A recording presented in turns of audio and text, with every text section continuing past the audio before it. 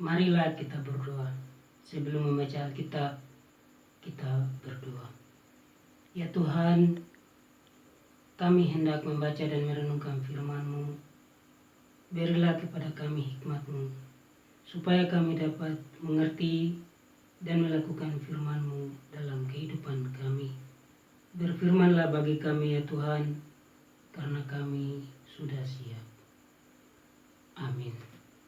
Bapak Ibu, hendaklah kita buka bersama-sama dalam kitab Perjanjian Lama, yaitu dalam kitab Yosua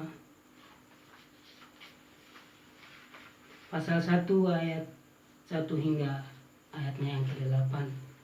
Perintah Tuhan kepada Yosua untuk merebut tanah Kanaan. Sesudah Musa hamba itu mati, berfirmanlah Tuhan kepada Yosua bin Nun abdi Musa itu demikian. Hambaku Musa telah mati, sebab itu bersiaplah sekarang, seberangilah sungai Yordan ini engkau dan seluruh bangsa ini, menuju negeri yang akan kuberikan kepada mereka, kepada orang Israel itu. Setiap tempat yang akan diinjak oleh telapak kakimu kuberikan kepadamu, seperti yang telah kujanjikan kepada Musa. Dari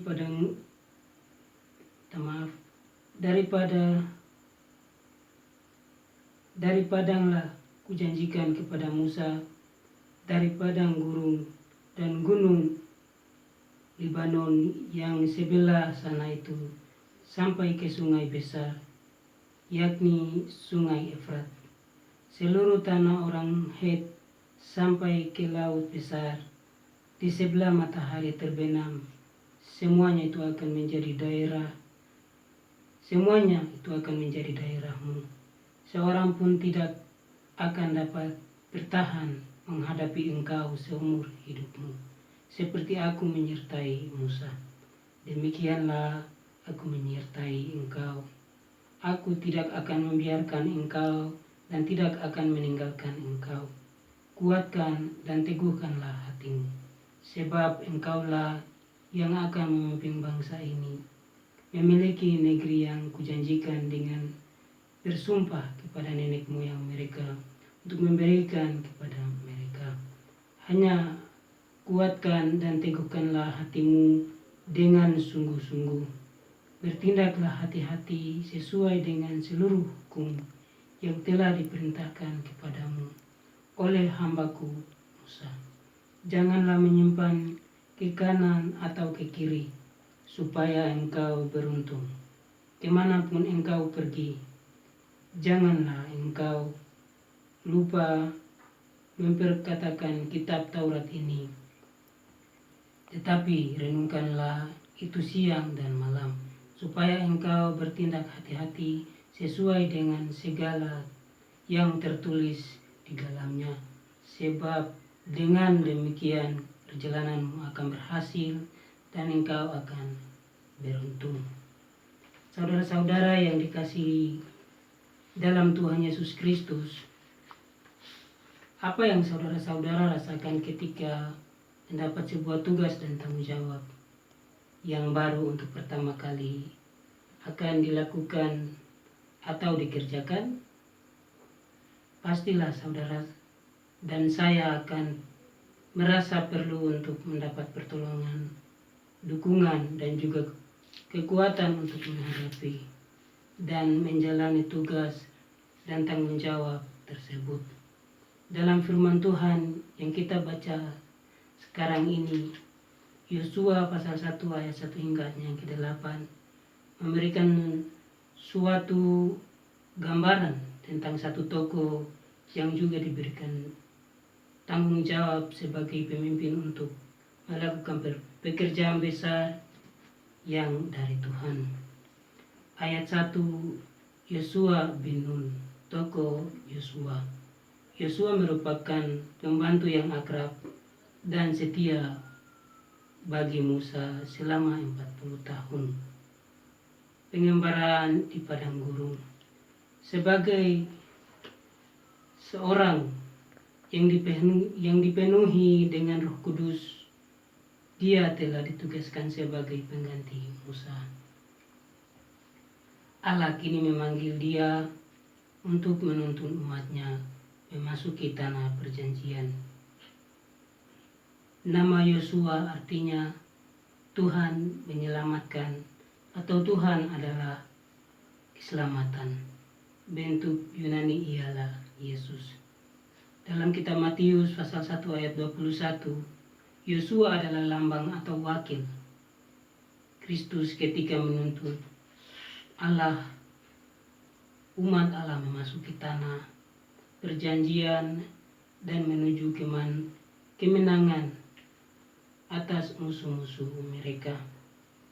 Penaklukan ke Kanaan atau Palestina dimulai sekitar tahun 145 sebelum Masehi. Kepemimpinan Yosua atas Israel meliputi sekitarnya 25 tahun.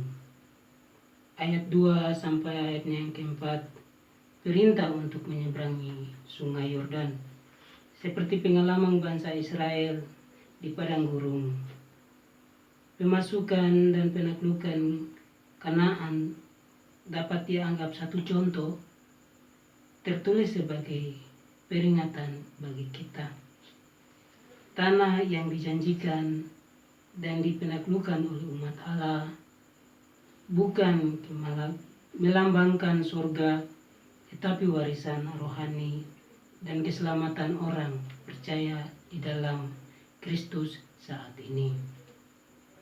Sekalipun orang percaya sudah memiliki keselamatan dan dalam satu arti sudah mempunyai berkat roh, bertanding dalam pertandingan iman untuk memastikan bahwa mereka akan memiliki keselamatan kekal dan perhatian abadi, sebagaimana halnya dengan peristiwa menaklukkan Kanaan, memiliki keselamatan dan hidup kekal menyangkut perjuangan dan penaklukan rohani. Bagi Yosua dan bangsa Israel, memiliki tanah perjanjian dicapai dan diperintahkan melalui iman kepada Allah, terungkap dalam ketaatan kepada firman-Nya dan dalam peperangan melawan musuh-musuh Allah. Bagi orang percaya di bawah perjanjian yang baru, memiliki keselamatan dan berkat-berkat ketaatan kepada firman-Nya dan dalam peperangan rohani melawan dosa, tabiat berdosa dan iblis. Jadi memiliki tanah itu, yaitu warisan Tuhan, dapat hilang sebagaimana diingatkan oleh Yosua. Pengharapan akan memiliki perhentian Allah pada terakhirnya terletak dalam iman kepada janji-janji Allah, kepada kuasa-Nya, dan kepada kehadirannya yang pribadi. Ayat 5 sampai ayatnya yang ke-6, janji Allah kepada Yosua. Janji Allah yang mendasar kepada Yosua, aku akan menyertai engkau, aku tidak akan membiarkan engkau dan tidak akan meninggalkan engkau, juga merupakan komitmen Allah kepada semua orang percaya di dalam pergumulan iman mereka. Kehadiran Allah yang tepat dan dengan kita kini menjadi kenyataan melalui anaknya, karung-karungnya Roh Kudus. Ayatnya yang ke-7, bertindaklah hati-hati sesuai dengan seluruh hukum. Yosua dan bangsa Israel diperingatkan untuk bertindak dengan hati-hati agar supaya mereka memiliki tanah perjanjian. Yosua dan bangsanya harus membuat komitmen untuk menaati firman Allah yang tertulis. Firman Allah yang tertulis di dalam kitab Taurat harus menjadi kekuasaan tertinggi, bertentangan dengan semua gagasan, tradisi atau agama manusia. Prinsip ini berlaku bagi orang percaya di bawah, baik dalam perjanjian lama maupun perjanjian baru. Ayatnya yang ke-8, peringatan untuk melakukan hukum yang tertulis dalam kitab Taurat. Frasa ini mengacu kepada kelima kitab pertama dalam Alkitab yang mencatat firman, perintah dan penyertaan Allah kepada Musa. Yosua harus setia kepada firman Allah dengan membicarakannya, merenungkannya, dan menaatinya sepenuh. Renungkanlah itu siang dan malam. Renungkanlah berarti sendiri sementara berpikir. Hal ini meliputi memikirkan firman dan janji Allah dan menerapkan kepadanya seluruh hidupmu.